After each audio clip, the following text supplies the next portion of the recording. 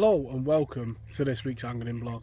This week you join me on the banks of the reservoir and we search a roach on the waggler.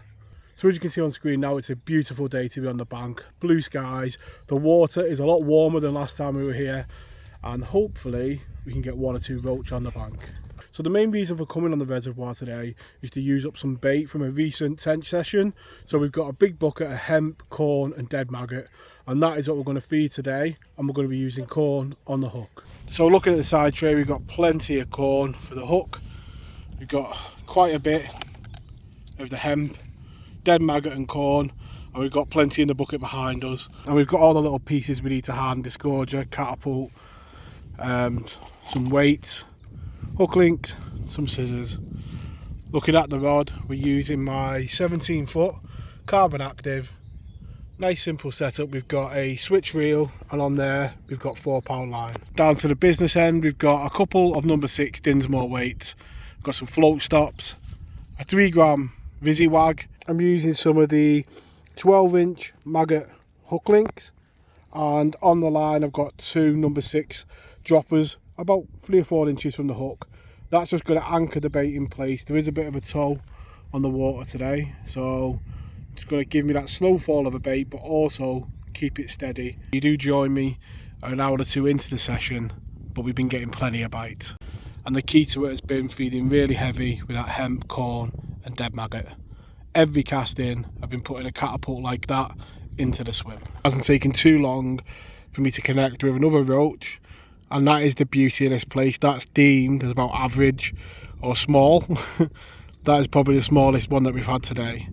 Such is the quality of this venue. Probably not going to be the longest video today because it's just a lazy Sunday on the bank, but is there a better way to use up some leftover bait than catching quality roach? Simplest of tactics, but great fun and a beautiful way to catch them. Stood in the reservoir fishing the waggler. And the key to keeping the bites coming is feed. It's a big old piece of water and you've got to keep that food going in. Keep them fish coming in to begin with, and then to keep them in the swim you've got to be positive. So I'm feeding really positive with that old hemp, corn and dead maggot from the other day.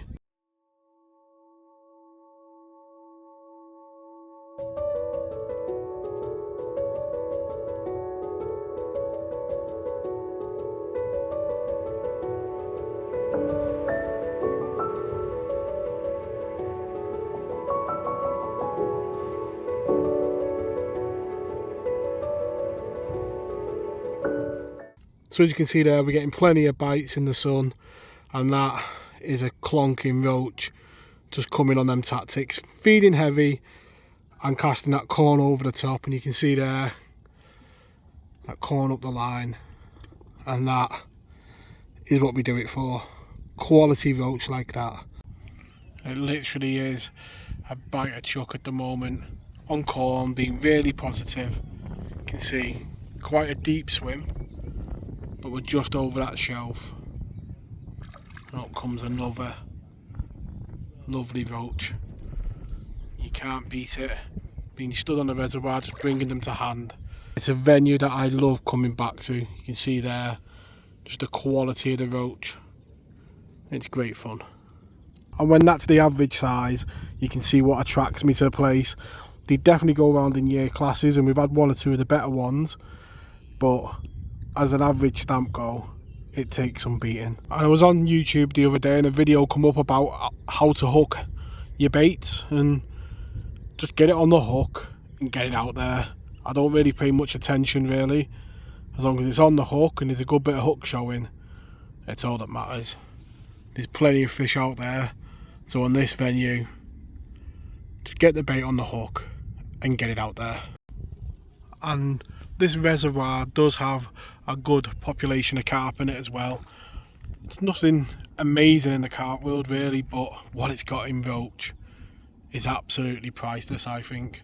And it's such a shame that you don't see more people out. There's a gentleman next to me making the most of it today, but for the quality that's on offer, it's mad to see the banks empty.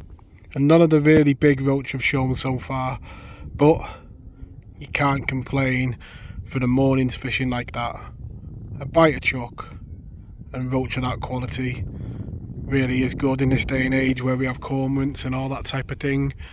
This venue doesn't really suffer with them, which is amazing, and long may it continue. By just keeping on putting that feed in, a better quality of roach has just arrived into the swim. And yeah, look at that, you can't beat that when that roach comes up to the surface. And that is what you call a proper roach, and that's what we come for. And if a shoal of them do move in, you can have a really good day. Today though, we're out on the bank, my little daughter's with me, so we won't be out too long. But if they start moving in, you can do a very good net. And you can't beat when that roach comes up to the surface and you begin to get those better quality ones. And that is a stunning roach, that, for the reservoir. And that's the quality that you can get by keeping on putting the bait in. And that is what you call a proper roach. A handful of roach, it's going up your arm, it's got to be over a pound, definitely. It is one of my favourite places to wet a line. So towards the end of the session, continue to get them quality roach on the float, and as you can see on screen now, a nice net of fish in only 2 or 3 hours fishing. So I took our Abby home and I thought, what do I like more, £20 nets of roach or a £20 carp? So I thought to myself, why not find out and see if we can do both in a day. So you see me now on the bank, I've booked onto Serpentine Pool, and the hope is to catch a £20 carp. There's a lot of carp in here, there's a few over 20, so fingers crossed we can make contact with one. You can see one of them right here, and that is a 20, that's a tanker of a carp, that. So fingers crossed, with the trap set, we can end this vlog by not maybe answering the age-old question, but trying to do both. So coming on tonight with a minimum of bait, and I've got me seafood boilie. You can see there I've glugged it in the seafood glug, and I've put some of the expander ground bait around it, so it gives a nice coating to each bait, and hopefully just add that bit of attraction, you know, around each one. And they've been soaking now, I just keep adding to it. Like you've seen on the channel, I don't use a lot of bait, very minimalistic with my approach. But yeah, nice simple tactics, a short hair rig and a margin rod. I've been really quiet and I've put in a bit of bait down this margin on this scum, and I've put a bit of bait down there, and there's been 1 or 2 carp swimming over it, but 1 or 2 have gone down, and we've now got a bait on that spot for next time they come back.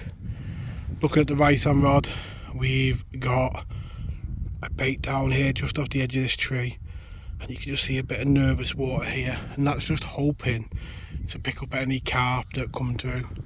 I'm leaving all that far bank for them to travel and do what they do. But when they come across the bait, I'm hoping they're going to go down on a bit and we can get an opportunity. Sessions like this, you really are just after one bite.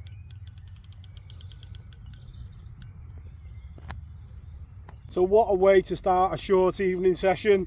Stalked in the margins, put a little bit of bait down, seen them come in, and off it popped.